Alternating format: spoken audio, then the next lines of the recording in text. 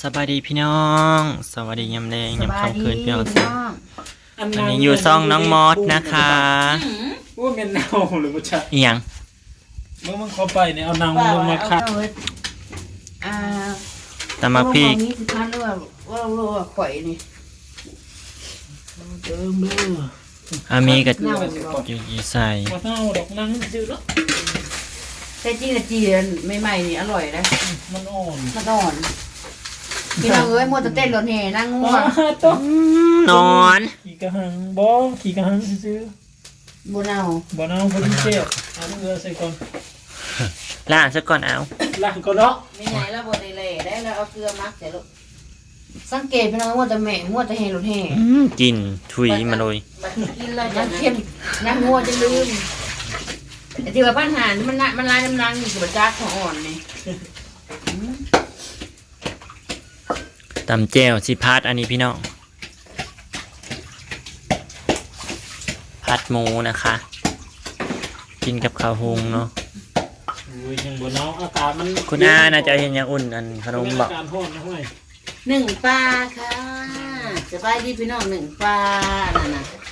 ปลากันมาอันเห็ดอันมากไว้มื้อเช้านี่ปานกระช่างนะปลาตัวใหญ่ๆนะ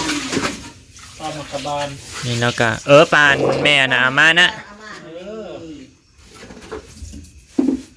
วันนี้นะคะไม่รู้ว่าใครจะเป็นคนทำอาหารไม่จะเป็นคนใครเป็นคนทำแม่ทำแม่เทนทำแต่มันไม่อร่อยนี่ให้คุณอามีทำนะคะคนเตรียมมันค่ะเตรียมเครื่องให้น้ำมันหอยเขาก็ยังมีหรือเปล่ามีน้องมินน้องมีนคะไปโดดคลิปหรือเปล่าวันนี้นะคะก็เข้าครัวค่ะอันโอ้ยเนี่ยหมุนก่อนพะเวอร์ไต่พะเวอร์เนื้อคุณอามันมีอันนามันได้ค่ะปะนะมันไข่มันนะอุ่นแป๊บเดียวมันก็ไข่ออกคือปะตักออกน้ำไข่มันต้มตั้งแต่เมื่อวานนี่พี่น้องหาหมอบริกินสินมันจะก็หาข้ามบอลเมน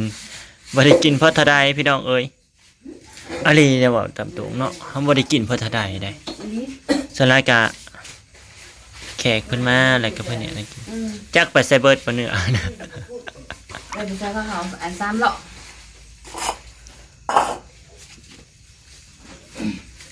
ตอนนี้กำลังเตรียมเครื่องนะคะอันนี้ได้จ้ะ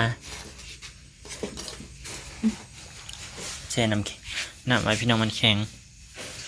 นี่เครื่องเราจะผัดนะคะ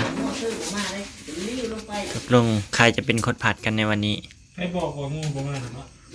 วันนี้ฮะมันมายุ่งไปไล่เองเตรียมพี่น้องผงชูรสแป้งนัวน้ำตาลเตรียมเครื่องไว้รอกระเทียมได้สักคุณอา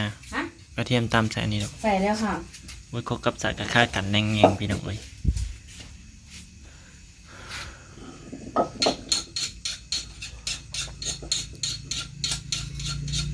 พรุ่งนี้ต้องตื่นเช้าแล้วพรุ่งนี้ใส่บาตรค่ะเป็นวันพระใหญ่ค่ะวันศีลนี้แล้วใส่2 วันติดเลย ทำบุญ2 วันติดกันนะคะวันนี้ก็ไปทั้งวันค่ะพี่น้องป้ายน้องมอสอยู่อันบ้านผู้เดียววันนี้คุณอาพี่ไปเที่ยวหมดพี่น้องบ้านเท่ากับว่าต่างไปเที่ยวนี่เนาะว่าหัวจะได้เห็นพระสัตว์เพิ่งนะเพิ่นวันนี้ก็เลยทำบุญด้วยนะคะสาธุได้เลยเฮ้ยต้มเนี้ยสารบุญบ่อยเธอทำมาขนมมาเนาะคุณอาชิพาดอยู่อันตัวใดยังไม่ได้ตำกระเทียมเลย1 ปาก1 วันอื่นพุ่นละวะตำแล้วเสร็จหมดแล้วนะคะเสร็จหมดแล้วนะคะเหลือแต่พร้อมผัดพร้อมแล้วค่ะเนื้อหมูก็เสร็จแล้วพี่น้องเตรียมเครื่องดูใกล้ๆนะคะก็จะมีกะเพรานั่นเองนะคะอันนี้คือกะเพราซอสหอยครับเป็นครับอันนี้เป็นช้อนเมนูช้อนอะไรนี่ช้อนหอยตัวนี้นี่ช้อนหอยจะมีพัดไปเลยตะลิวพัดจะหลิวบ่อยู่ในอันนี้พอเห็นวะตะลิวพัดไม่เห็นไหนเก็บไว้เดี๋ยวมาเบิ่งโอ้ยเก็บไว้บ่อาดามมาเก็บตัวแม่นะบ่ได้เก็บนะเก็บตัวกิน เดี๋ยวดูก่อน ตอนนี้คุณอาวเรากำลังจะเริ่มผัดแล้ว หมู นะคะ นะ หมูอยู่ด้านหลัง ใส่น้ำมันลงไปก่อนค่ะ ทำไมมีแช่น้ำหมู อ๋อมันแข็งค่ะ มันเย็นมันแข็งก็เลย ต้องแช่น้ำค่ะ เอ้ยอีเนี่ย ใหม่ค่ะทานแตกนะทานบ้านไหนวะ บ้านน้อง บ้านหนอง ค่ะ ใต้เหรอ ไม่ใช่ มันถ้าคนไปเขี่ยมันตรงไหนมันเลยแตกเลย ว่าแมนชงชอดบนประจักษ์ ข้าวกระเด็นไม่ใส่เจ็บ ขออนุญาตยืนอยู่ใกล้ๆหนะครับพี่น้องข้างประตู อันลีกอันเดอร์คาหนูยืนอยู่ข้างประตูพี่น้องต้องยืนไกลกันนั่นอันดับแรกก็คือเอากระเทียมกับพริกที่เราตำเสร็จแล้วลงนะครับ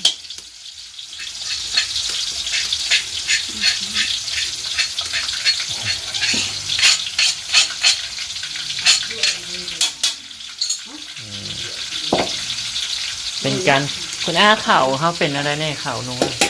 ถ้าหนูหูก็คือมันน่าเพราะว่าข้าวมันไม่ใส่น้ำน้อยค่ะ มันใส่น้ำลายอยู่เลย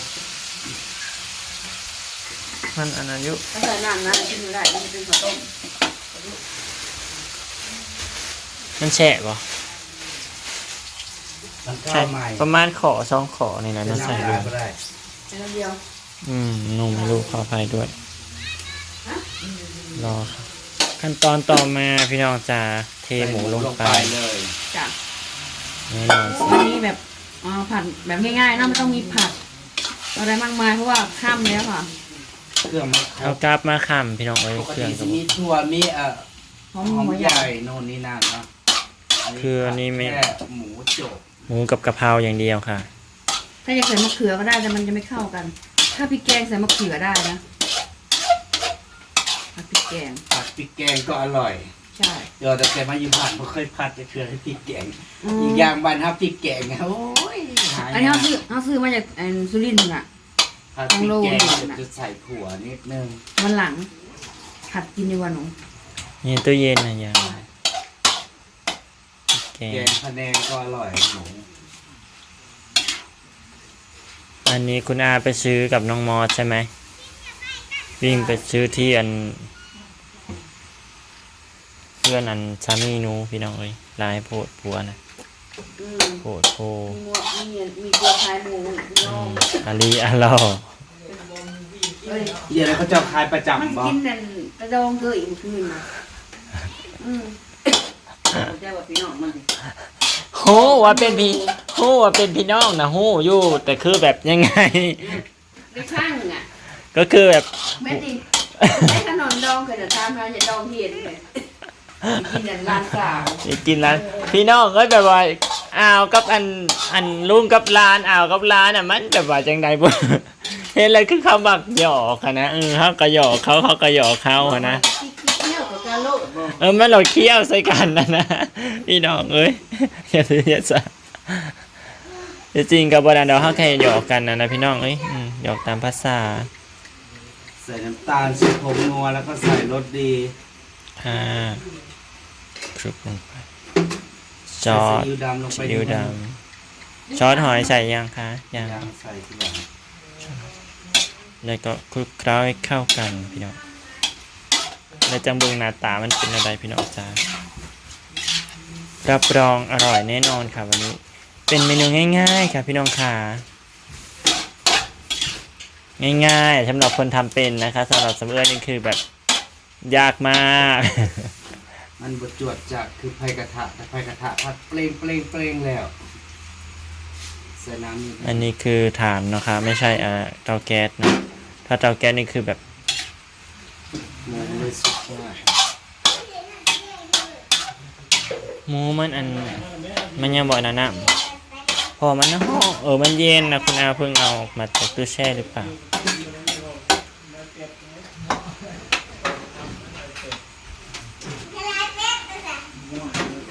ตอนต่อมาพี่น้องเอ้ยมีสิใส่ผักใส่นู่นนี่นั่นเนาะ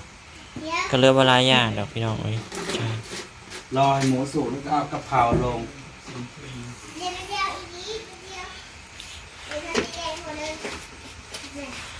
คณะโลกนั้นนี่ก็บ่เห็นแบบเนื้อหมูพี่น้องเดี๋ยวไปดูหมูใกล้ๆก่อนนี่พี่น้องหมูก็ได้สุกแล้วนะคะ มันรสมากคุณอาวน่าอร่อยมาก